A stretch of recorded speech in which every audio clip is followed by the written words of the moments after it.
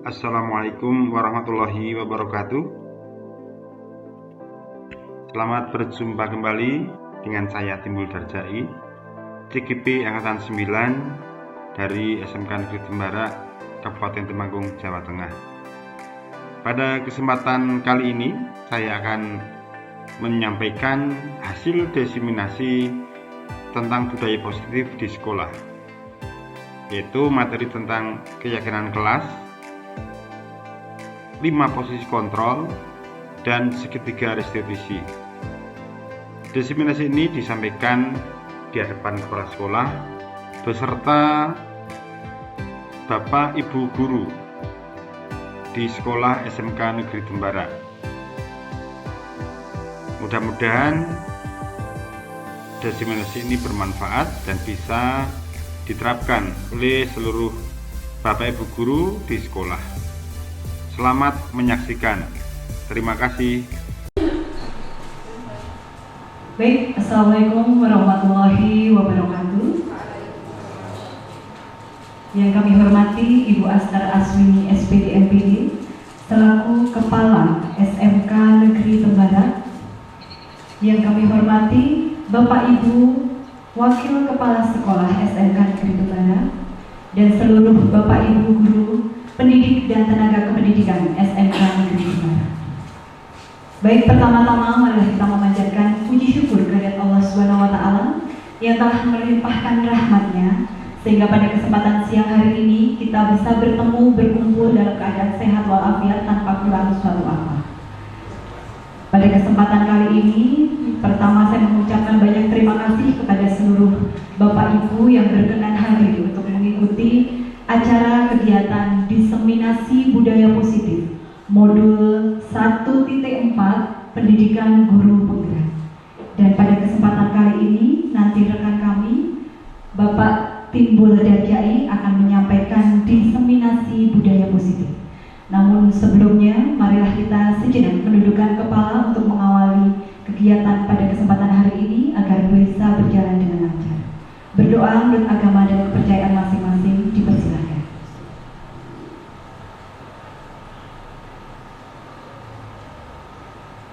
Selesai. Terima kasih. Dan untuk selanjutnya sambutan dari Kepala SMK Negeri Tembara kepada Ibu Astar Aswini SPD MPD kami persilakan.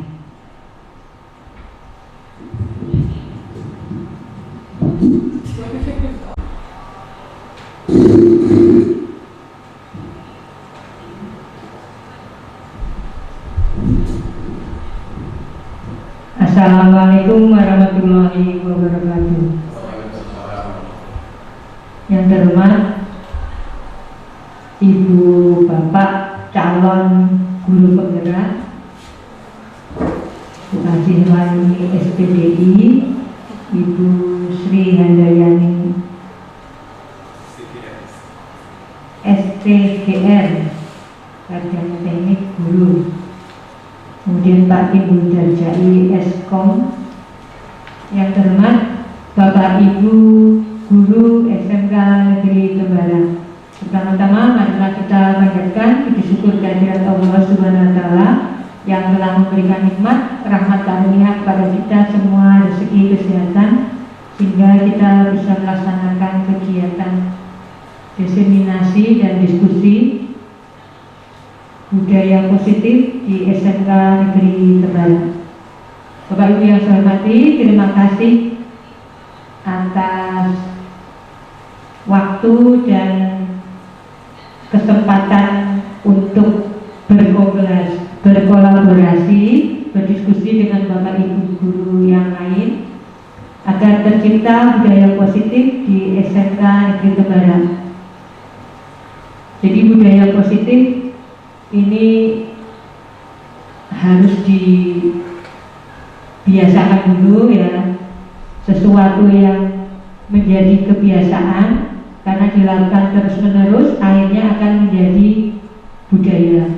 Nah, ini hal-hal yang positif, energi positif harus kita bangkitkan agar menjadi budaya positif di lingkungan SMK Negeri Tembara.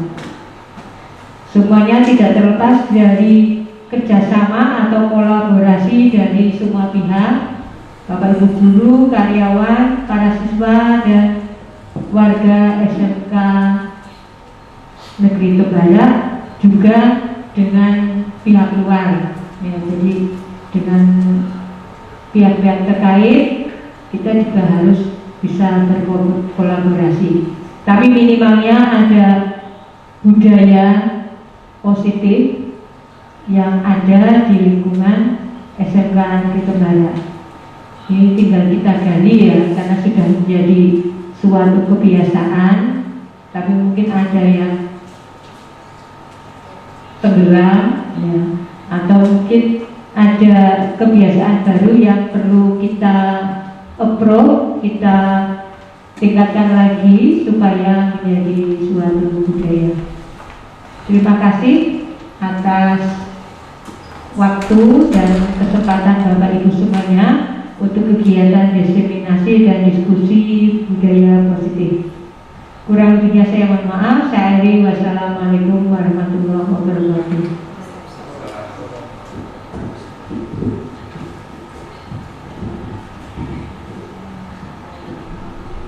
Baik, terima kasih disampaikan kepada Ibu Astar Aswini yang telah memberikan sambutan.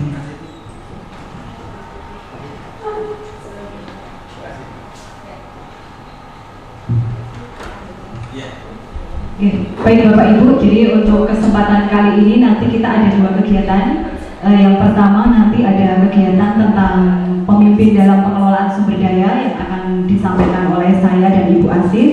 Kemudian kegiatan yang kedua yaitu diseminasi budaya positif. Jadi bisa kita mulai nih Bapak Ibu. Yang pertama kita akan melakukan kegiatan tentang pengelolaan sumber daya.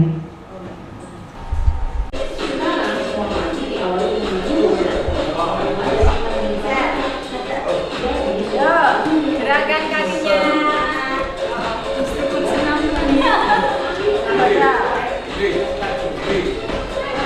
Senam ponsel.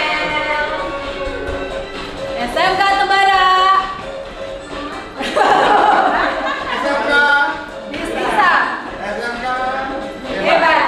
SMK Bisa hebat. Tangannya. Jempolnya. Oh, nyekrol. Ini nyekrol TikTok ini kita. Jempolnya ke atas dan ke bawah. HP-nya dipegang, maju mundur. Pegang.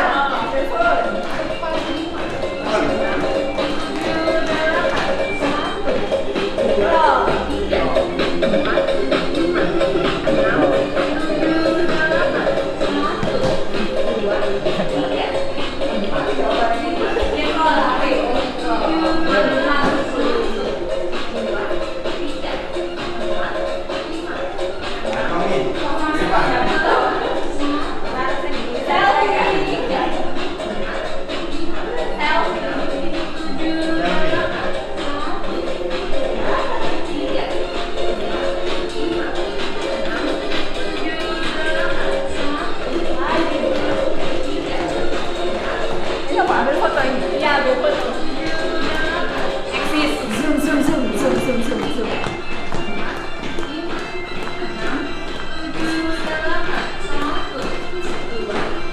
Merapat, siap maju. Maju selfie. Siap gaya.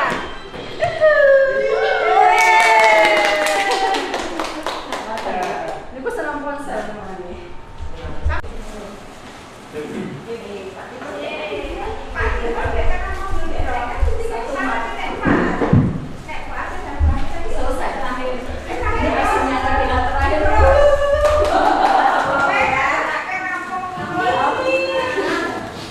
Baik, terima kasih. Assalamualaikum warahmatullahi wabarakatuh.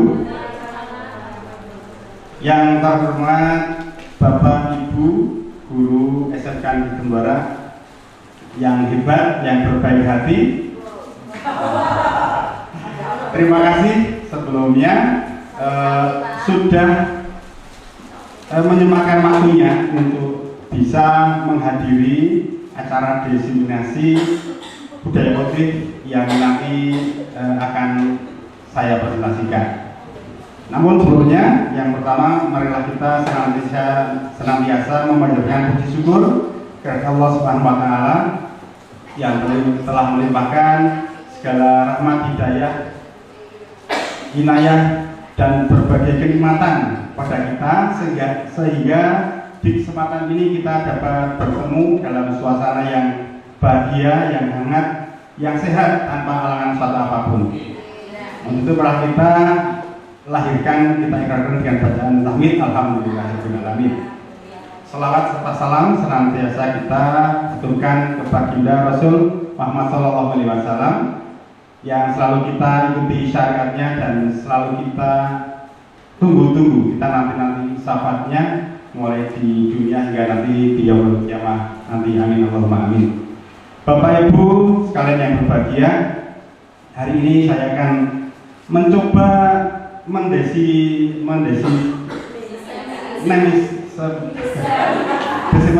ya. Diseminasi itu istilahnya nularke gitu ya. Pengetahuan yang sudah kami dapat di CGP di modul 14. Mungkin waktu yang lalu sudah pernah juga disampaikan oleh CGP senior ya, mungkin ada hal-hal yang sama ya, mungkin ada yang kurang, mungkin ada yang berbeda sedikit. Bapak Ibu sekalian, mohon maaf, mungkin kita semua sering ya mendengar istilah positif. Mohon maaf saya sambil jalan-jalan ya, Bapak Ibu. Nah, mungkin bisa di layar sana bisa terlihat budaya positif di sekolah. Itu bisa apa kira-kira ya? Yang ya, mungkin salah satu tujuannya yaitu membentuk karakter baik itu murid-murid kita, guru ya, kita sebagai guru, atau bahkan nanti bisa merubah dari visi sekolah.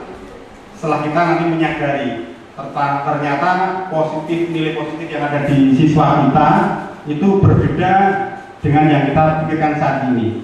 Ternyata guru-guru kita mempunyai potensi yang sangat hebat, sehingga dari itu nanti kita bisa mengubah atau menambah bahkan ya dari visi sekolah. Nah, menurut Bapak dan Ibu, apa makna dari disiplin? Kita kan sering berucap ya kepada murid kita, baik itu kita memberi ujian atau memberi istilahnya kebalikan dari ujian ya, istilahnya hukuman. Oh, cah kurang disiplin gitu ya. Sudah telat, tidak seragam, orang nggak kayak kalau seperti itu ya. Atau kebalikannya apa? Kayak Mas dan kayak Mbak Budi ini loh, rajin, ranking santai terus, gitu ya. Apa menurut Bapak Ibu apa yang dimaksud dengan disiplin? Sesuai dengan aturan dan ketentuan. Tertib ya. Sesuai aturan. Apalagi ada lagi Bu, Pak. Jadi kalau kita ingat kata disiplin kan aturan ya. Kalau aturan itu kira-kira menyenangkan atau mengekang kita? Mengekang ya? Menyenangkan ya? Ya, model orang kan berbeda ya. Ingin dikekang ya, tapi ada yang ingin bebas.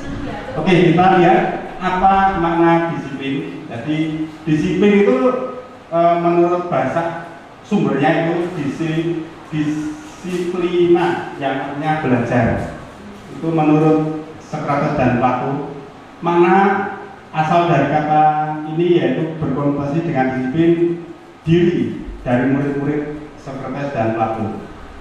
Jadi disiplin diri itu membuat orang menggali potensinya. Jadi saya itu bisa apa gitu ya, saya itu sukanya apa, digali terus menuju sebuah tujuan apa yang ia hargai, yang ia impikan. Misalnya saya ingin jadi pilot, kan dari kecil itu ya berlatih, yang menunjang ke arah situ dengan suka tanpa kekangan ya. Misalnya dengan lari pagi, dengan belajar ilmu-ilmu yang mendukung arah situ. Agar apa? Agar nanti tujuan kita itu tercapai, kita merasa bahagia ya, mencapainya tanpa suatu aturan yang mengekang. Namun dalam budaya kita, mana kata disiplin telah berubah menjadi suatu yang dilakukan seseorang pada orang lain untuk mendapatkan kepatuhan. Contoh kalau di sekolah ya, agar kita dianggap disiplin itu mungkin anak-anak atau murid kita datanya harus pagi. Entah dia itu suka atau tidak suka ya harus pagi. Bangun pagi entah telat atau dengan cara apapun harus pagi. Agar apa? Yang pertama ya biar tidak dapat hukuman. Misalnya apel pagi di lapangan itu setiap pagi kan jam 7 berapa. Kalau anak datang jam 7 pasti akan mendapatkan hukuman ya, entah itu nanti berdiri di pojok atau membersihkan ruangan atau menyiram bunga dan lain-lain ya. Sehingga motivasi untuk datang pagi itu ada bermacam-macam. Itu yang secara umum ya kita alami. Jadi kecenderungan umum adalah menghubungkan kata disiplin yaitu dengan ketidaknyamanan. Kalau dipaksakan tidak nyaman itu, ya Pak. Ya, bukan dengan apa yang kita hargai atau pencapaian suatu tujuan yang mulia. Tujuan mulia itu apa yang kita inginkan dari dalam. Oke, sebelum berlanjut ya, kira-kira suasana seperti apa yang Bapak Ibu inginkan di forum ini? Ya. Mungkin di situ ada ayam tentrem, tentrem yang kayak apa ya? Yang santai gitu ya. Ada yang saling mendukung, ngasih support, ngasih masukan ya. Ada yang kondusif dan kompak, jadi semuanya nanti kompak berperan aktif, teratur. Nanti kalau waktunya menjawab, ya menjawab, bertanya, kondusif, bahagia, aman, nyaman, menyenangkan. Nah mungkin saya belum dengar ini para Bapak Ibu ya. Mungkin Bapak Ibu bisa membuka HP-nya, Bapak Ibu sekalian. Terus coba buka di browser, buka namanya ClassPoint. Ya. ClassPoint itu saja di browser ClassPoint. Ya.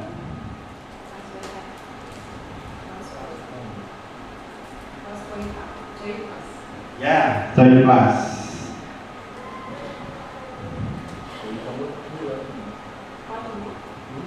Kelas sudah masuk belum? Biasa kan kelas saya. Nah, kelas kodenya diisi ya di depan 22332. Iya itu saja.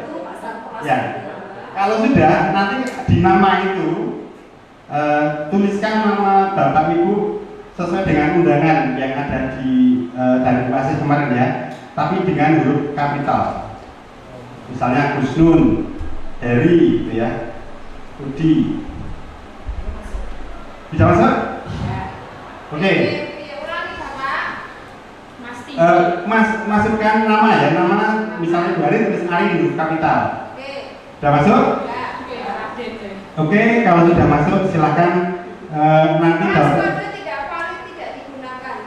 22332. Enggak ketemu?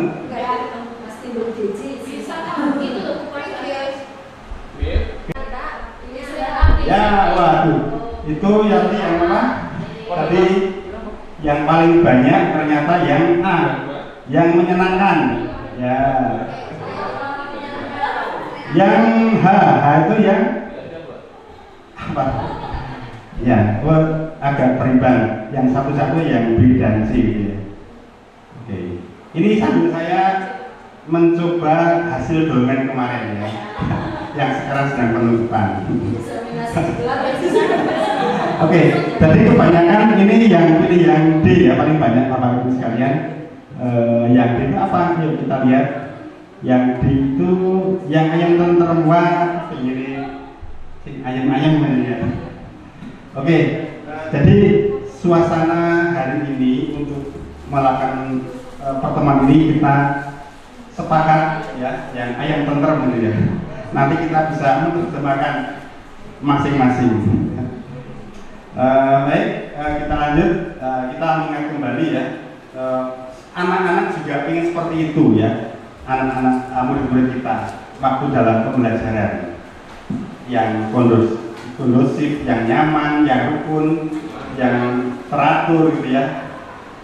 Mungkin kalau Bapak Ibu mengingat waktu saya di kelas kondisinya seperti itu apa tidak?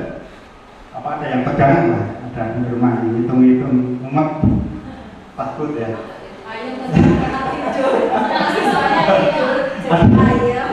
Bu AC Pak Jawa langsung masuk angin ditanya. Kayak UAF itu kan sampai pindah jurusan gara-gara hitung-hitung gitu. Itulah mungkin kita perlu nanti untuk menggali potensi siswa kita. Kita ingat kembali apa yang kita inginkan sesuai yang tadi Bapak Ibu pilih tadi ya. Sekarang kembali ke budaya positif. Jadi tujuan nanti dari budaya positif itu ada 3 cara ya nanti yang bisa kita lakukan. Di mana cara-cara ini sebenarnya sering kita lakukan, sudah kita lakukan, cuman belum kompleks, belum menyeluruh gitu ya. Yang pertama disiplin positif dan nilai kebijakan universal. Jadi mungkin Bapak Ibu di sekolah sudah ada aturan sekolah ya, mungkin ya di kelas ini ya, di kelas Juliet. Tapi Bapak Ibu juga bisa membuat kesepakatan kelas sendiri. Misalnya Bu Asih ya membuat kesepakatan dengan murid-muridnya. Ayo anak-anak, kita sebaiknya biar sama-sama enak dan nyaman, kita buat kesepakatan. Biar nanti kamu tahu tanggung jawabnya, haknya, saya juga bisa mengerti apa yang kalian mau, sehingga pembelajaran ini dengan bisa berhasil dengan menyenangkan misalnya. Jadi kita tawarkan dulu. Mungkin kalau di dalam implementasi di kelas, mungkin anak-anak sama kayak kalau tadi ditawarkan. Kamu ingin seperti apa di kelas? Mungkin dikasih suruh nulis di board atau kasih kertas. Misalnya nanti bilang misalnya, Bu jangan galak-galak misalnya, santai misalnya, boleh makan. Sehingga dari beberapa masukan anak itu nanti kita bisa pilih mana yang kira-kira nilainya positif, saling menghargai, tidak boleh makan minum di lab, di kelas, tidak boleh ngobrol sendiri, tidak boleh tidur kecuali ngantuk. Ya. Kalau ngantuk kan nggak boleh ngantuk ya susah ya. Oke, itu yang pertama. Yang kelas yang kedua yaitu memposisikan kita guru, motivasi guru dan penghargaan yaitu sebagai posisi kontrol. Mungkin ini hal yang baru ya, posisi kontrol. Tadi guru kalau di kelas, kalau saya misalnya di kelas kan kayaknya kelas ini saya yang menguasai, aturan saya yang buat ya. Mungkin Bapak Ibu sekalian juga mungkin seperti itu ya. Jadi guru tetap benar gitu ya. Itu yang mungkin perlu kita koreksi di sini, di posisi kontrol. Yang ketiga nanti adalah segitiga restitusi. Ini juga hal yang baru, walaupun pernah kita lakukan. Oke, yang pertama, ini yang perlu kita mencoba, kita terapkan, yaitu membuat keyakinan kelas, yaitu untuk disiplin positif. Yang pertama, nilai kebajikan universal, yaitu kebajikan yang diakui secara umum, siapapun akan mengakui bahwa itu hal yang baik. Yang pertama yaitu beriman dan bertakwa terhadap Tuhan Yang Maha Esa dan berharap mulia. Itu yang seperti apa atau beriman berharap mulia? Ya, yang pertama religius. Religius itu ya waktunya salat sebelum mulai pelajaran berdoa dulu, selesai jam akhir berdoa, gitu ya. Tidak ngomong jorok dan sebagainya. Toleransi, jadi kalau ada anak yang bertanya, guru berbicara ya gantian, gitu ya, gitu ya. Kemudian sopan santun, bertemu dengan gurunya mungkin salam ya, atau ya tergantung budaya di sekolah masing-masing. Paling tidak menyapa dengan temannya, menghormati dan menghargai dan cinta lingkungan, jadi peduli lingkungan. Kalau ada sampah ya setelah sadar nanti anak guru siapapun ya nanti bisa kalau ketemu sampah bisa diambil, dikasih tempat sampah misalnya. Itu yang pertama, berakhlak mulia dan berakhlak bertakwa pada Tuhan Yang Maha Esa. Yang kedua, mandiri. Siswa kita diharapkan mandiri yaitu dengan berlaku jujur, percaya diri atau growth mindset dan mau terus belajar. Ya, kita contohkan hal kecil misalnya mengerjakan pekerjaan sekolah sendiri tanpa ngetek, misalnya jujur ya. Kalau melakukan kesalahan mau berani atau mau melakukan konfirmasi mengakui kesalahannya. Berikutnya kebinekaan global, yaitu ada toleransi, menghargai sesama ya, menguasai teknologi informasi ya, karena sekarang kan memang lagi zamannya ya. Jadi kalau ada anak-anak yang main HP itu ya kita juga tidak boleh negatif thinking ya. Pernah saya kemarin, kalau kita mungkin tahu ya yang beberapa anak guru yang RPL itu kesal gitu ya. Kalau kita pertama lihat kayak negatif thinking ya, karena dia main HP terus ya. Tapi ternyata di balik itu dia mempunyai kemampuan yang luar biasa. Jadi kalau kita lihat orang itu jangan dari satu sisi ya, tapi harus komprehensif. Ya. Menguasai teknologi suatu hal yang positif dan perlu sekarang ya, karena sesuatu yang sudah pada kodrat zamannya. Dan tetap menjunjung nilai positif budaya lokal. Budaya lokal itu ya kayak antri, kemudian nanti kalau di daerah sini ada, misalnya kalau lokalnya di sini ada kegiatan ya, pengajian, soal alfatan, bahkan nanti ada jalan pipang, ada nyadran, ada apapun gitu ya.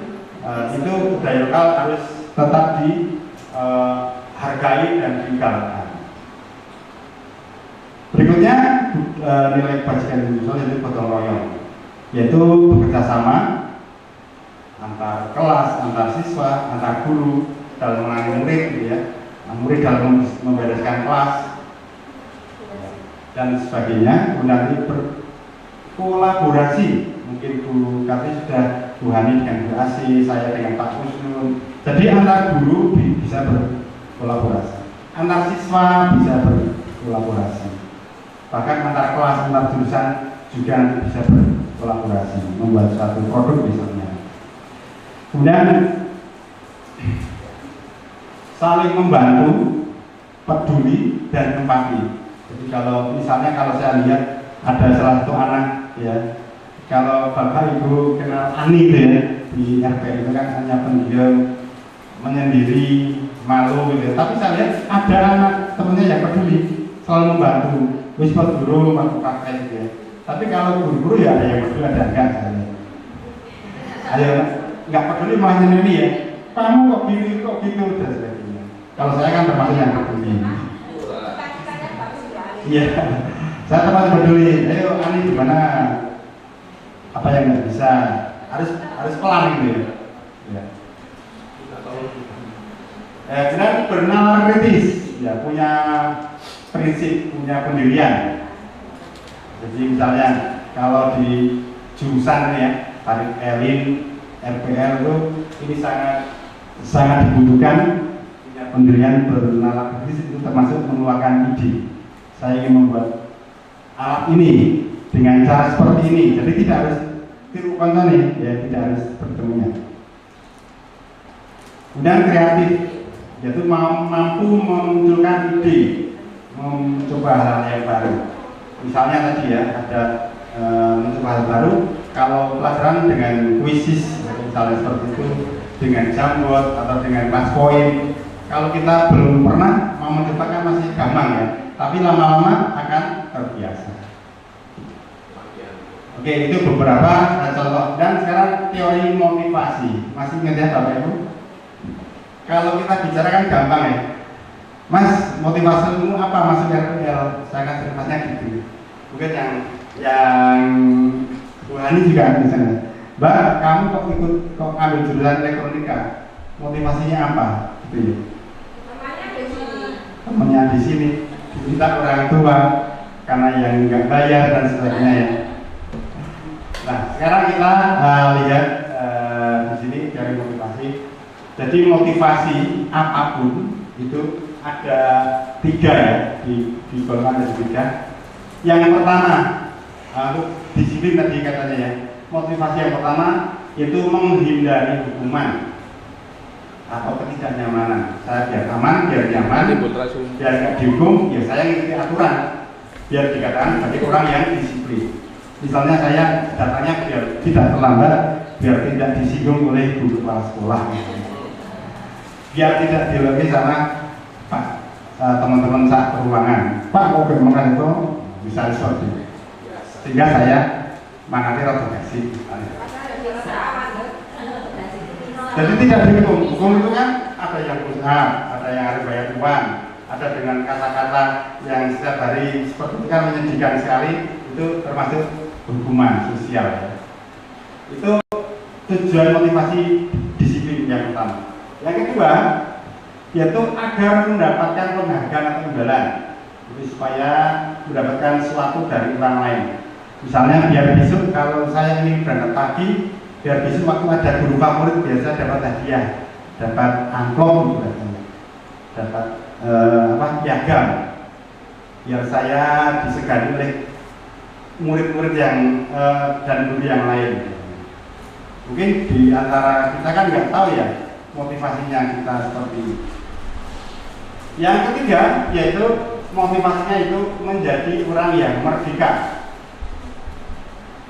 Mereka yang menjadi orang yang mereka inginkan dan menghargai diri sendiri dengan nilai-nilai yang mereka percaya. Jadi kalau saya disiplin itu biar saya itu punya nilai, punya harga yang saya inginkan, itu menjadi orang yang baik. Ya kalau secara umum orang yang baik. Orang baik kan bermacam-macam ya Bapak Ibu. Artinya ya kalau bahasanya ya orang baik yang gimana seperti itu. Jadi yang menyeluruh. Itu ada 3: menghindari hukuman, mendapatkan penghargaan, yang ketiga itu menjadi apa yang mereka inginkan. Saya senang kalau bisa berangkat seperti ini. Saya kalau bangun pagi subuh-subuh, saya senang karena bisa sekolah di masjid, hari saya jadi panjang. Itu kan dari dalam diri sendiri. Sekarang kita lihat hukuman dan konsekuensi. Mungkin Bapak Ibu sering menerapkan ini ya. Kira-kira kalau di sekolah kita yang sering kita lakukan itu kepada anak itu hukuman atau konsekuensi? Hukuman atau konsekuensi. Misalnya ada anak datang dicegat di pos satpam, anak yang datang ke apel terlambat, anak tidak memakai sepatu hitam. Kira-kira hukuman atau konsekuensi? Kita lihat, hukuman itu bersifat tidak terencana. Tiba-tiba, tadi anak tidak tahu apa yang akan terjadi. Anak tidak dilibatkan dalam buat peraturan tadi. Ya kan, kita misalnya sepatu harus kita kan nggak pernah nawaran ke anak gitu. Selama ada SMK barang ini ya. Tidak nawani bermurah gitu ya.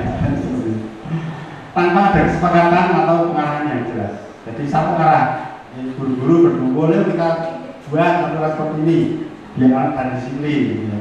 Misalnya seperti itu. Satu arah dari guru saja, dari sekolah saja. Sekarang kita lihat konsekuensi.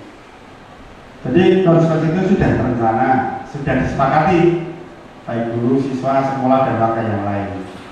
Sudah dibahas dan disetujui. Tapi saya berluk gitu ya, baik oleh guru, murid, itu sudah mengetahui konsekuensinya yang akan diterima jika melakukan pelanggaran. Jadi murid dibuat tidak nyaman dalam jangka waktu pendek, diberikan berdasarkan sesuatu yang dapat diukur oleh guru sebagai monitor murid. Contohnya gini, saya pernah buat kesepakatan di kelas baru saja belum lama. Kan setiap kelas tapi kita memiliki anak yang berbeda karakternya. Misalnya saya waktu ngajar produktif, waktu itu membuat database praktek. Di awal kan harus konsentrasi dulu, harus bisa dulu. Saya membuat peraturan. Nanti kalau selama praktek awal ini ada yang main HP, nanti satu kelas ke lapangan. Ngapain Pak? Ya ke lapangan dulu, nanti bisa bersebut, bisa lari. Oke, setelah itu saya memberi contoh, silakan dicoba. Ada yang bisa dan enggak. Terus beberapa saat ada anak yang main HP. Saya masih ingat namanya itu Berliana. Ya masih ingat main HP itu. Tak lihat saya keliling lagi main HP lagi. Udah 3 kali, ya stop. Ayo semuanya sekarang ke lapangan. Udah kaget. Ada apa Pak? Padahal jam 11 atau setengah 12. Ini teman kamu sudah melanggar dan satu kelas harus menerima konsekuensinya. Sehingga silakan berbuk. Kira-kira nanti kamu dan yang membuat pelanggaran akan seperti apa? Sebelumnya saya tawarkan dulu, ya masuk angin siapa? Minggir, yang sakit siapa? Minggir gitu ya. Dan nanti kalau ada tidak terjadi apa-apa. Nah setelah itu anak-anak si Bariana memang beda ya, tapi tidak mengakui kesalahannya, supaya gitu ya. Nah setelah itu anak-anak ya marah pada anak itu, sehingga harapan saya tuh konsekuensi diambil oleh anak itu bisa merasa bersalah oleh teman-temannya. Gitu. Tapi tak lihat ya kayaknya kurang efektif gitu. Sehingga lain hari kalau si A ini makan yang agak saya tidak terlalu sensitif kayak yang pertama karena sudah tahu ada track record yang itu. Contoh seperti itu, klasifikasi kita buat kesempatan dulu di awal antara siswa dengan guru yang sama-sama disepakati. Jadi kalau hukuman itu anak tidak ikut rebutan, apa efeknya kalau seperti ini. Tapi kalau konsekuensi kita perlu penghargaan, ya penghargaan saat kita berulang kali menjanjikan hadiah pada anak kita atau kepada murid kita, pada murid agar mempelajari sesuatu yang baru, atau kepada karyawan, pada teman kita agar melakukan pekerjaan berkualitas. Kita sedang berasumsi mereka tidak melakukannya. Jadi kalau misalnya saya kepada anak saya misalnya, Mbak besok kalau puasa tutup sampai akhir tak belikan sepeda listrik misalnya. Ya, misalnya Pak Mubis besok nek mau daftar CKP besok tak gratis bakso sama loke. Jadi seolah kalau kita tidak memberi itu, anak itu tidak mau melakukan. Ya. Karena itu karena keinginan saja, karena itu ya iming-iming saja. Kalau sudah mendaftar nggak siapa? Kasih doa, ya Allah semoga lulus. Jadi itu penghargaan itu yang selama ini terjadi ya, baik ini di sekolah, di masyarakat, di kabupaten itu kan penghargaan. Wis menang olimpiade tak kasih penghargaan 5 miliar gitu ya. Anak mana itu yang lomba ini gitu ya. Seperti itu ya. Kalau yang lomba futsal SMK tak kasih uang 100.000 karena levelnya itu. Jadi seolah-olah penghargaan itu dia lakukan karena mengharap penghargaan. Itu yang menurut kita itu sudah wajar, sudah baik. Tapi ternyata di sini berbeda. Jadi pikiran kita, lingkungan kita, masyarakat kita itu seolah-olah itu dihukum oleh penghargaan. Jadi penghargaan itu ternyata tidak efektif untuk membentuk ya karakter yang secara keinginan dari dalam menjadi orang yang baik. Misalnya tadi anak itu tidak ingin puasa karena ada iming-iming tadi sehingga dia melakukan itu. Kalau itu dilakukan terus-menerus bertahun-tahun maka pribadinya dia hanya akan melakukan sesuatu karena ada tujuan tertentu, bukan sesungguhnya. Jadi penghargaan itu merusak hubungan. Nah misalnya di kelas, misalnya tadi si siapa, misalnya Julfa itu ranking 1, yang lain tidak. Sehingga karena Julfa ranking 1, maka yang lain itu ada kecemburuan. Misalnya saya memberikan soal, Julfa jawab, kebetulan nggak bisa. Nah yang lain pasti akan bully. Jari siji, misalnya seperti itu. Jadi dia akan merasa tidak nyaman ya, ada diteror ya oleh penghargaannya. Yang lain juga, wah penghargaan angel-angel orang juara, jadi lebih jadi gendut gitu ya. Makanya sekarang di kelas-kelas itu tidak ada ranking ya. Di kelas kita bagi rapot. Ya. Walaupun saya pribadi itu sangat penasaran dengan ini. Misalnya saya ngambil rapot anaknya, Bu, mau kasih tahu Bu, pengennya berapa? Pak, kita tidak begitu Pak, lihat leadernya, semuanya ya, pengen tahu gitu, seperti apa. Karena kita ada terbiasa seperti itu. Jadi kalau kita sadari anak-anak itu kan sesuatu yang unik, yang berbeda ya. mungkin di pelajarannya kurang optimal, kurang maksimal, tapi di bakat yang lain menonjol. Jadi yang kita ukur itu kan hanya nilai ya biasanya di sekolah. Dan kita dari SD, SMP, SMA ya itu standarnya gitu. Ya, makanya bisa merusak hubungan, bisa penghargaan mengurangi ketepatan dalam bertindak misalnya. Penghargaan itu menurunkan kualitas. Jadi akhirnya itu kualitasnya saya bisa gitar, saya bisa gambar, ya. Tapi karena saya matematika sudah 6,5, saya ada di grade paling bawah. Sehingga artinya ya kualitasnya nomor 1 dalam hal yang lain, nah, dia jadi di bagian yang bawah misalnya. Atau dengan contoh-contoh yang lain, yang dimaksud dengan menurunkan kualitas seperti itu, sehingga anak tidak mau mengupayakan dirinya secara maksimal. Nah, contoh seperti itu ya. Kalau kita lihat apel itu dari zaman dulu sampai sekarang, yo ada terus ya. Yang melanggar ya ada terus. Ya selain itu memang karakter siswanya berubah. Yang mereka mau baik sudah lulus, katanya baru lagi. Itu juga banyak faktornya. Dan penghargaan itu menghukum tadi ya. Kalau sudah dapat ranking 1 itu harus sempurna. Saya masih ingat ada guru kita dulu namanya Wildan ya. Wildan itu yang pernah bikin aplikasi Pilketos, pilihan kota OSIS dengan web itu ya, zaman beberapa tahun yang lalu. Dia merasa paling pintar, paling baik, paling jos. Pede ya karena jadi pakai sekolah.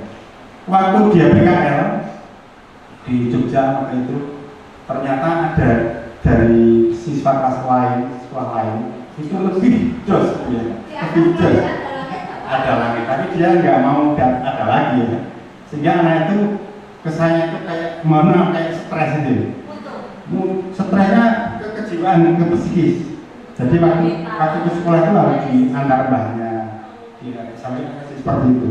Jadi dengan penghargaan tadi yang sudah didapat ya bukan dalam bentuk uang ya, tadi pengakuan karena sudah dipakai aplikasinya, anak itu jadi menghukum dirinya sendiri, minder sendirinya. Tapi alhamdulillah sekarang sudah normal, sudah kuliah, dan memang anak itu bagus, pintar, yang maju gitu. Jadi ternyata memberi penghargaan itu tidak selalu bagus ya, seperti itu. Oke, sekarang kita lihat teori motivasi perilaku manusia. Untuk menghindari ketidaknyamanan hukuman, apa yang akan terjadi apabila saya tidak melakukannya? Jadi kalau kita disiplin karena menghindari hukuman, itu dinamakan motivasi eksternal. Motivasinya itu dari luar, dari aturan, dari orang lain, bukan dari diri kita sendiri. Dan untuk mendapatkan imbalan, baik oleh dia, ya, dari institusi, misalnya dia dari siswa favorit, guru favorit, dia termasuk siapa pengunjung perpus paling banyak, apakah dia yang dulu ada ya? Ya pasti pelayannya. Lah, itu termasuk motivasinya dari internal, dari luar, bukan dari dirinya sendiri.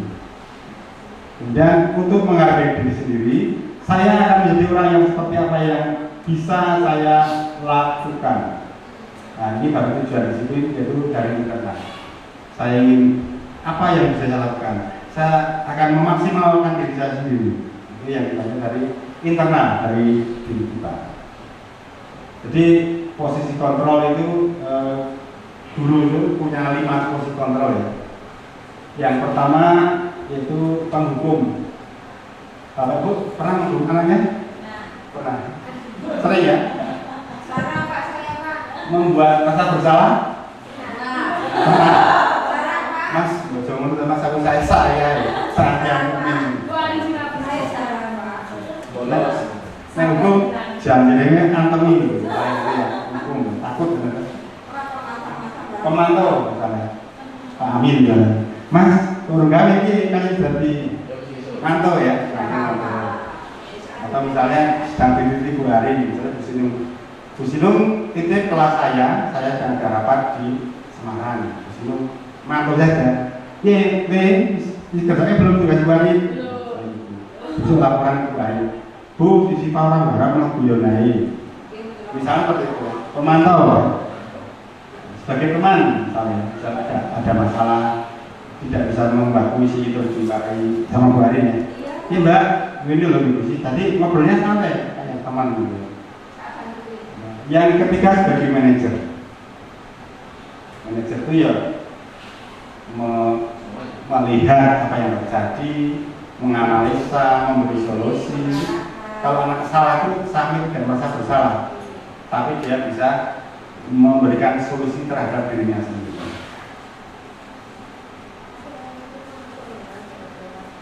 Oke, Bapak Ibu coba perhatikan di depan dulu nih, ada kasus ini, contoh kasus posisi kontrol ya. Kasus satu, misalnya ada Sabrina, pada hari itu bangun terlambat dan terburu-buru sampai di sekolah. Dia pun akhirnya sampai di gerbang sekolah, tapi baru menyadari kalau tidak menggunakan sepatu yang hitam, seperti yang tertera di aturan SMK Negeri Tembara.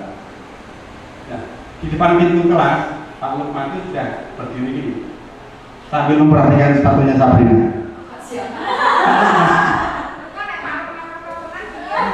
Terus Sabrina berusaha menjelaskan bahwa dia terburu-buru dan salah mengenakan sepatu. Jadi Pak Lukman tetap memberikan hukuman kepada Sabrina. Pak, tenang Pak, keluarga nganu Prina, yang sepatu saya di depan ini. Saya nggak mau tahu. Kamu salah, misalnya seperti itu. Itu berarti hukum anak saya Pak, Sabrina. Oh, Sabrina. Kalau paling kaya teman saya Pak. Nah, ini contoh ya, mungkin yang sering kita lakukan juga. Mas orang gue topi, orang gue dasi, orang gue sapu, dan sebagainya. Sekarang Bapak Ibu biar gak ngantuk, buka HP lagi Bapak Ibu. Ya, pertanyaannya dari 5 tadi ya, 5 posisi tadi ya. Posisi sikap posisi apakah yang diambil oleh Pak Lukman? Kira-kira Pak Lukman itu sebagai penghukum kah, teman, manajer? Saya ceritakan tadi ada 5 posisi, misalnya pemantau. Ya, oh teman, oke. Bu Arin teman, Pak Amin memberi hukuman. Oke, ternyata banyak yang berhukuman ya. Coba kita lihat, Bu Sino menghukum berapa ya? Ini baru 7 ya, ini berapa 1, 2, 3, 4, 5, 6, 7. Ada lagi? Masih tunggu nih? Udah mau berangkat biasanya kalau udah halo? Oke, kita lihat seperti apa hasilnya. Kita harus diparani.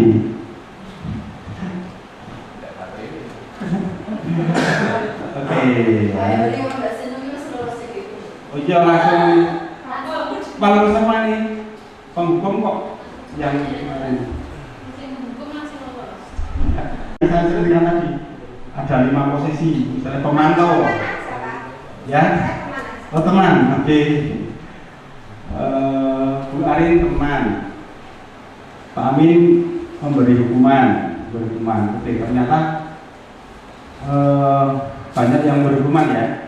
Coba kita lihat, Bu Sino menghukum berapa ya? Ini baru 7 ya, ini berapa 1, 2, 3, 4, 5, 6, 7. Ada lagi? Masih tunggu nih? Udah mau berangkat biasanya kalau udah halo? Oke, kita lihat seperti apa hasilnya. Kita harus diparani.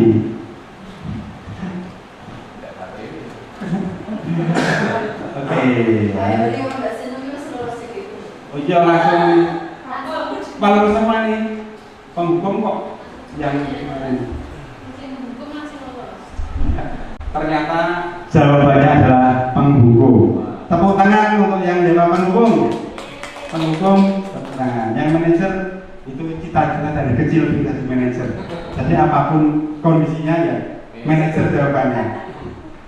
Sama juga Bu Arin. Siapapun orangnya dijadikan teman. Jadi semuanya positif. Ya hebat Bapak Ibu semuanya.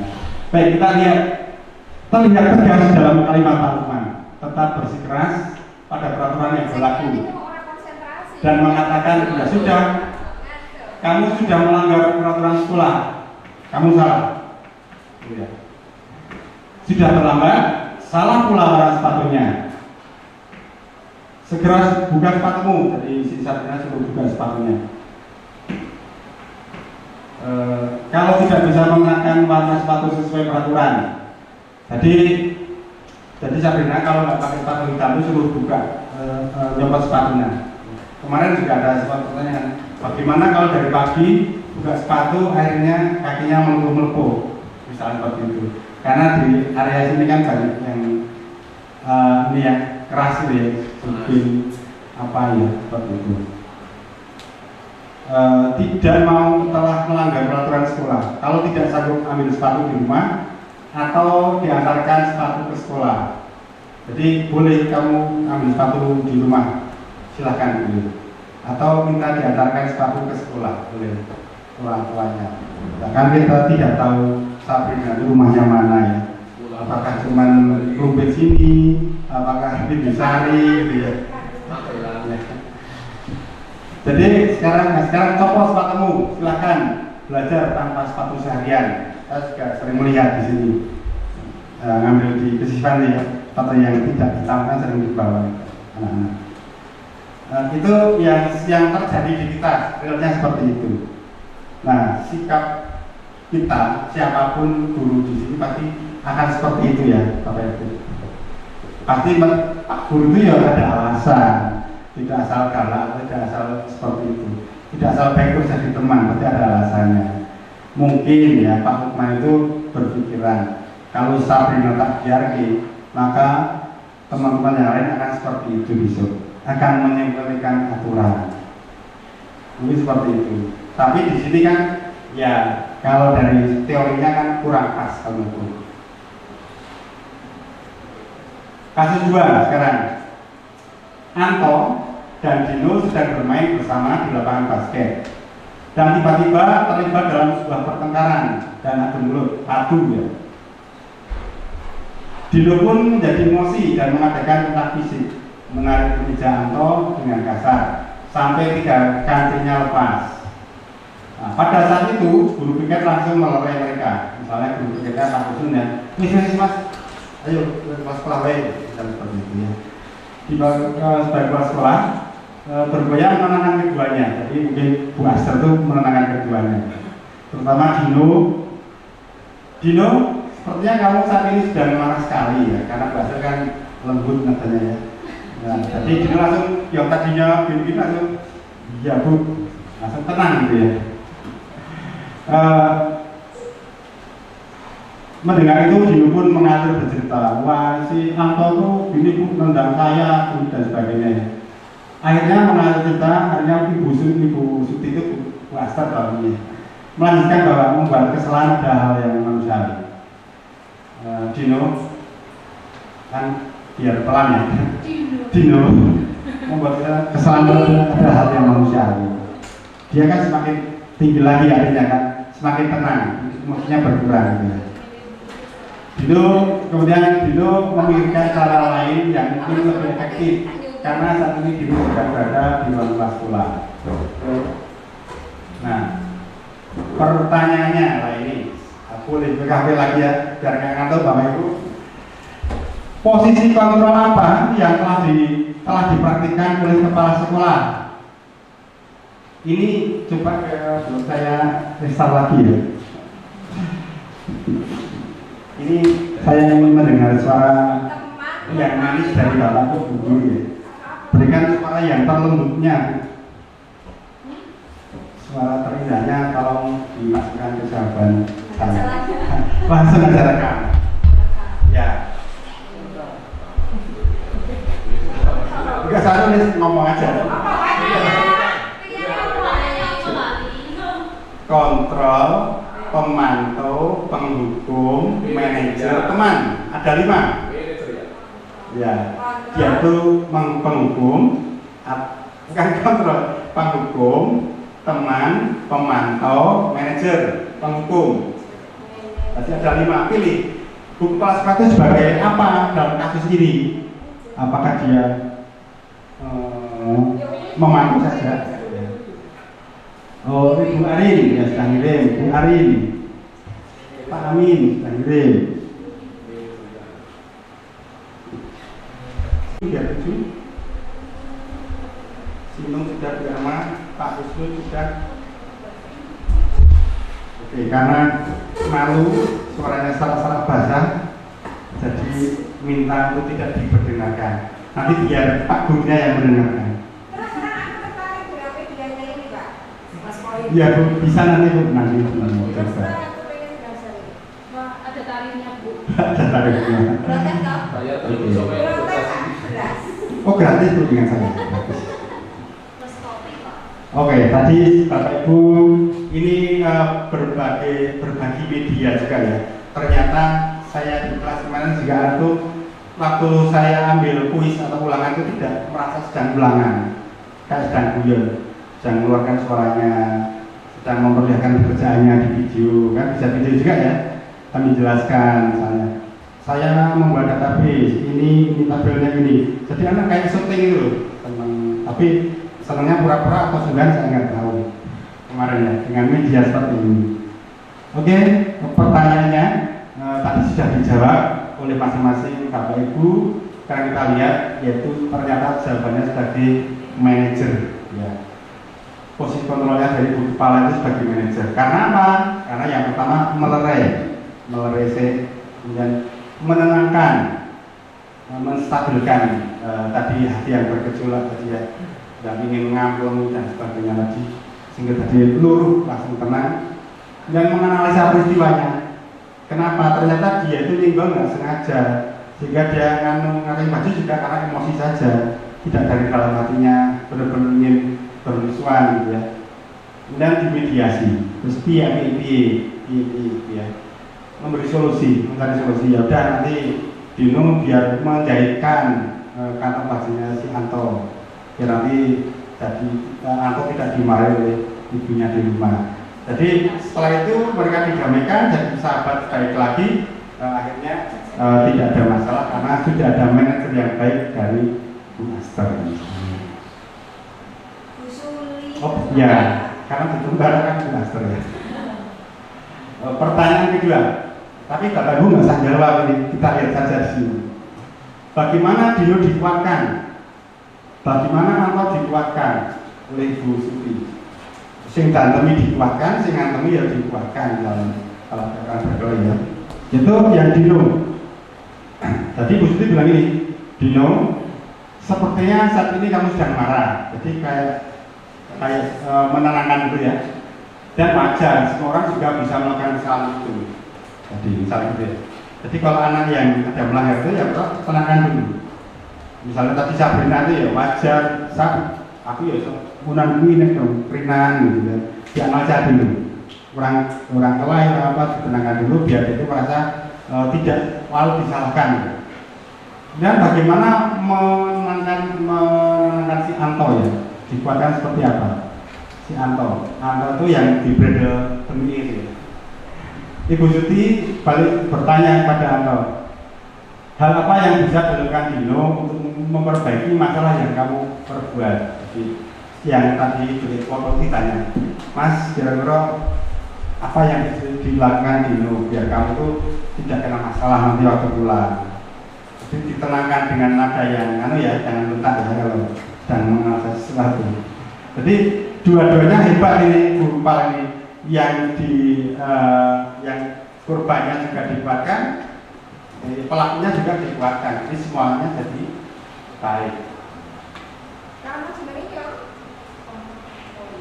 Oke. Kira-kira nilai kebijakan atau keyakinan sekolah apa yang dituju dalam kasus tersebut? Dari kasus tadi, Dino Anto tadi, yaitu kebijakan yang pertama itu saling menghormati, tenggang rasa, lapang dada tadi ya. Si Dino Anto tadi ditekak gini ya tetap lapang dada, memaafkan. Karena apa ya? Karena dari sikap dari manajer tadi. Itu tidak hanya kepala sekolah, Bapak Guru bisa melakukannya. dari berbagai kasus. Jadi sesama teman satu tim basket seharusnya saling menghargai agar tercipta suasana yang aman dan nyaman, mencerminkan penghargaan, menghormati, bisa melakukan dengan menjaga ucapan. Jadi ucapannya mungkin yang membuat itu jadi panas ya kita usahakan tidak terjadi. Jadi tingkah laku Dino memperbaiki kancing baju Anto itu mencerminkan tanggung jawab. Jadi yang tadi nyueki kancing baju ya berusaha untuk memperbaiki lagi. Dan Anto dengan lapang dada memaafkan perbuatan yang Dino lakukan. Itu ada dua ya. Sekarang kita tinggal restitusi ya. Kita masuk ke restitusi. Mungkin Bapak Ibu pernah mendengar ini apa restitusi? Ibu? Reparasi. Apa? Kelenturan. Ibu yang lain? Negosiasi. Jadi restitusi itu hal yang baru. Kalau menurut informasi itu CGP yang 1, 2 itu 1 dan 2 belum dapat materi restitusi. Nah, restitusi. Oke.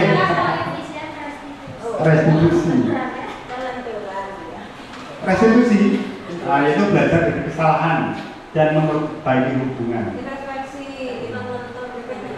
Iya, tadi ya, termasuk dalam kasus tadi ya, itu belajar dari kesalahan dan memperbaiki hubungan antara guru dengan murid.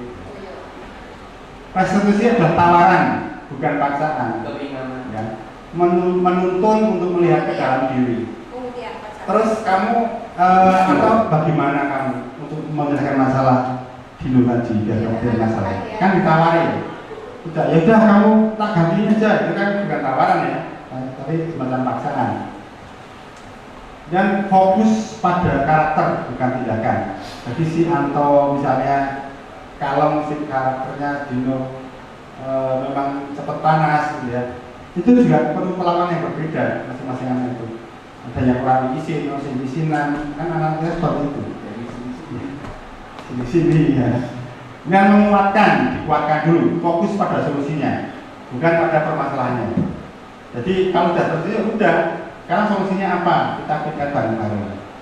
Nah, naik terkadung copot begini kan, iya. Nggak mungkin kalau langsung balik di ya, ada solusinya. Nah, seperti itu. Dan mengembalikan murid yang berbuat salah, ini ada tulisannya ya, bahwa mengembalikan murid yang bersalah menjadi merasa tidak bersalah, tapi nanti bisa memperbaiki lakunya atau perilakunya. Besok si Dino sudah tidak marah-marah lagi dengan siapapun setelah dikandani bus itu tadi. Nah, ini rumus yang sedang trending topik di Twitter dan di Facebook yaitu sekitar restitusi. Ada 3 langkah ya menyelesaikan masalah apapun. Ya. Yang pertama yaitu menstabilkan identitas. Tadi kalau kita lihat tadi namanya kode-kode panase ya, baru di emosi si pengen balas misalnya itu, maka distabilkan dulu emosinya, suasananya. Nah, di sini kan enggak ya, tarik gitu ya, tarik bawa ke bawah misalnya, integrasi manajemen dan sebagainya. Panggil kamu, peswah ini murah, jangan seperti itu ya, kan nggak boleh seperti itu. Karena pada dasarnya setiap manusia itu memiliki tujuan dalam melakukan sesuatu ya. Yang pertama menstabilkan identitas. Jadi setiap orang itu pasti pernah melakukan kesalahan ya, baik Bu Suti, Dino, saya dalam apapun. Nek ora dong disalahi ya nyalahi gitu orang gitu. Siapapun dalam hidup. Dan katakan kamu bukan satu-satunya yang pernah melakukan ini. Kemarin itu Mas Heri yo nganu Pak Lubis Mas yang untuk ono aku ya seperti itu. Oh yo rapopo ini. Misalnya seperti itu. Kemana ya? Jadi oh ya, dia tidak merasa paling bersalah, tapi ternyata saya itu manusiawi kadang emosi seperti itu. Kemudian yang kedua, validasi kebutuhan. Kamu tentu punya alasan mengapa kamu melakukan itu. Misalnya kepada Dino ya, tidak cuma kamu Mas Dino yang seperti itu, tapi kamu kan pasti punya alasan. Kenapa kok sampai seperti itu? Oh dia itu nganu aku ya Bu, misalnya seperti itu. Ini bahasa nganu misalnya seperti itu. Kan macam-macam ya. Saya itu udah tahu ini meh copot mati do, ayo muncul kabel gitu. Misalnya kayak kemarin ada, kenapa Mas kok nggak ngerjakan PR kemarin? Satu ngantuk, Pak, ketiduran seperti itu ya. Kan berbagai hal bisa seperti itu. Setelah ditanya alasannya kenapa, kemudian ditanya, adakah cara yang lebih efektif untuk mendapatkan apa yang kamu butuhkan? Apakah ada cara lain untuk mendapatkan yang kamu inginkan? Misalnya, kamu ingin tidur karena ngantuk, ya misalnya, ya kamu bisa cara lain, izin dulu. Maaf Pak, saya sedang pusing ngantuk, saya harus seperti ini, kalau nggak sakit. Atau ada cara yang lain, mungkin saya ngantuknya ditahan, akan tidur setelah pulang sekolah. Ditawarkan dulu, pasti ada solusinya, seperti itu. Kalau sudah distabilkan, divalidasi, keinginan anak apa melakukan itu. Yang ketiga itu menanyakan keyakinan. Jadi di kelas di sekolah itu kan ada keyakinan yang diambil bersama. Kalau kemarin dikatakan kesepakatan kelas, kalau di sekolah itu peraturan sekolah gitu ya. Tapi kita lebih soft lagi namanya keyakinan kelas. Jadi dalam membuat keputusan itu bersama-sama, berdiskusi antara murid dengan guru dengan pihak lain bahwa kita akan melakukan seperti ini. Ya, kalau tidak seperti ini maka itu satu hal yang salah misalnya. Jadi keyakinan itu sudah ada di masing-masing individu. Ditanya sekarang, nilai apa yang telah kamu sepakati? Misalnya saya tidak menghormati teman. Jadi si Dino tadi tidak menghormati Nanto karena dia menarik baju. Tidak saling menghormati, itu yang dilanggar. Atau misalnya tidak bertanggung jawab. Kamu ingin menjadi orang seperti apa? Ditanya misalnya. Saya ya ingin menghargai orang Bu, ya saya juga dihargai orang. Saya juga ingin tanggung jawab Bu, makanya saya mau menjadikan kantin bajunya yang sudah saya rusak. Jadi pasti dalam diri orang itu ingin jadi orang baik, bertanggung jawab, menghargai, sopan santun dan sebagainya. Nah, kalau kita melakukan langkah ini pasti semua seolah masalah beres. Tapi ya jangan semuanya direstitusi ya. Misalnya ada kesandung atau direstitusi. Kenapa Mas kesandung? Ini batunya ya enggak semuanya masalah direstitusi ya. Ya masalah-masalah yang melibatkan hati orang, pikiran orang. Ada celaka di jalan, gitu, direstitusi ya enggak bisa ya.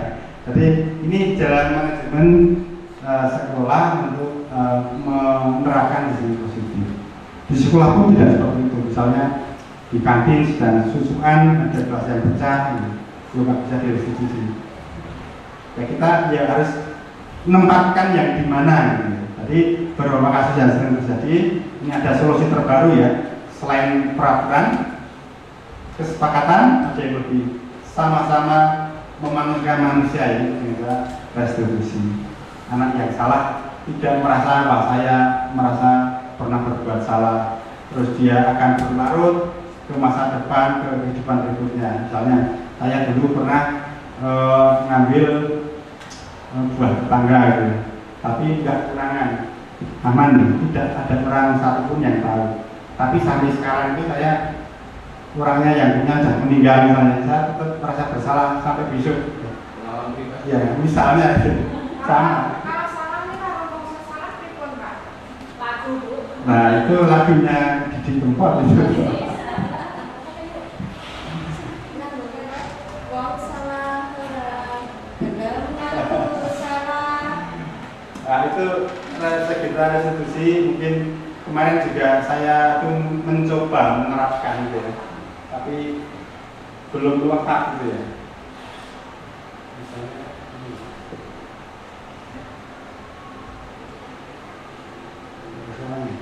Oh, yang di tingkat itu ya, Pak? wah, tapi kok ya Bu? Iya, yang di tingkat itu loh, saya tahu. Itu malah yang aku orang tuanya saya sekali ya. Iya. Mas C, di depan lab. Mas C? Ya, Mas saya. Masuk bis. Pakai HP jadi Iya. itu. Oke. Jadi intinya ada di situ ada anak kemarin itu si Heri itu waktu pelajaran waktu di ekstra pramuka, jadi tidak di pramuka gitu. Kemudian dipanggil saya itu ditanya oleh Pak BT, Pak itu anaknya si Heri Pak tidak ikut pramuka. Saya tak tanya, kenapa? Kemarin kok saya ada laporan dari Pak BT, kamu nggak ikut pramuka kenapa? Saya tuh Pak semalam itu nonton Karipan, waktu itu ngantuk sekali.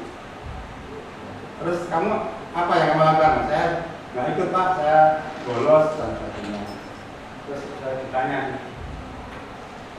kalau saya juga seperti itu, waktu itu kan nonton layar tancap, nonton lucu, nonton apa itu ngantuk, akhirnya nggak sekolah. Gitu. Nah, semua orang pasti bukan salah. Kira-kira untuk masa ini apa yang bisa kamu lakukan selain bolos? Saya harusnya bisa izin dulu, izin misalnya saya atau saya ikut pramuka dulu baru nanti kegiatan yang lain dan sebagainya. Tapi tidak terdengar suaranya ya, kurang menarik kalau diceritakan. Itu nonton TV tapi sendiri aja ya. Oke. Nah sekarang segitiga resolusi. Tadi sudah kita bahas ya. Segitiga resolusi adalah suatu proses dialog yang dijalankan oleh guru atau orang tua agar dapat menghasilkan murid yang mandiri dan bertanggung jawab. Misalnya tadi kasus Anto tadi dia lebih mandiri, tanggung jawab apa yang dilakukan. Dia lebih kuat, lebih bersabar dan nilai-nilai kebajikan yang lain. Itu tujuan dari restitusi. Makanya yang pertama ini berkaitan dengan teori kontrol ya. Kalau langkahnya restitusi itu menstabilkan identitas. Kita semua akan melakukan hal yang sama, melakukan hal yang terbaik yang bisa kita lakukan. Dua, validasi. Setelah distabilkan, tenang, terus divalidasi. Semua perilaku pasti memiliki alasan. Misalnya tadi kata dia gaji temennya dia karena emosi dan sebagainya. Kenapa kok dia bolos? Dia hidup di kelas pasti ada alasannya. Nah, menanyakan keyakinan kelas yang sudah disepakati. Ya kita semua memiliki motivasi internal. Internal itu kaminan dari dalam itu sendiri. Jadi seperti itu menstabilkan bahwa kesalahan adalah bagian dari proses belajar. Kalau saya telah mengikuti Zoom, maka saya bisa ambil pelajarannya. Saya kalau telah mengikuti materi, saya akan tertinggal, saya tidak bisa maksimal. Validasi kebutuhan, yaitu kebutuhan dasar manusia, yaitu ada bertahan hidup, penguasaan, merasa diterima, kesenangan, kebebasan. Jadi kalau ada yang guyon-guyon di kelas itu kan dia mungkin dan mencari kesenangan. Dia tidak mau ikut apel, dia dan mencari kebebasan. Dia kenapa kok gelut? Mungkin dia bertahan hidup, menahan dari apa berbuat yang berbahaya. Dan menanyakan keyakinan. Kamu ingin menjadi orang seperti apa?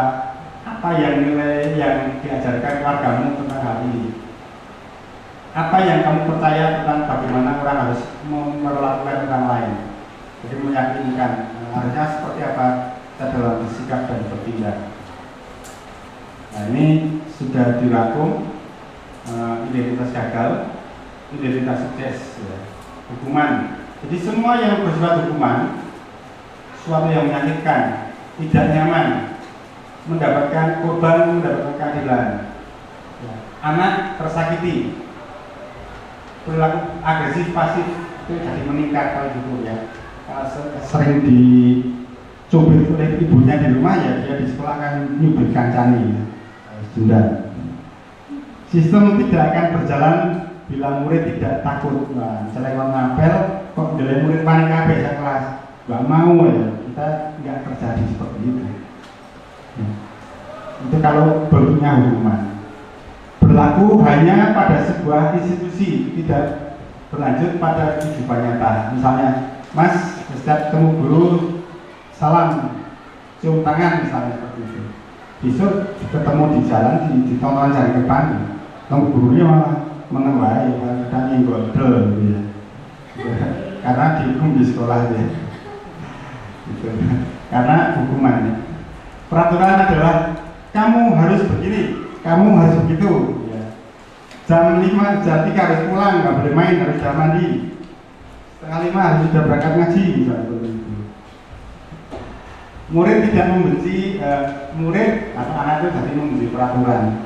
Dulu kan pernah ada aturan rambut harus rapi, gitu ya. Kemudian di toilet itu terpisah, tidak ada hubungan anak pintar dan rambut rapi. Ada saya lihat minum sekolah sebelah itu keren-keren kan anak itu di toilet di mana dia itu apa ungkapan rasa itu kalau hukuman. Sekarang konsekuensi sesuatu harus terjadi ya, misalnya kalau kamu seperti ini maka harus seperti itu harus terjadi.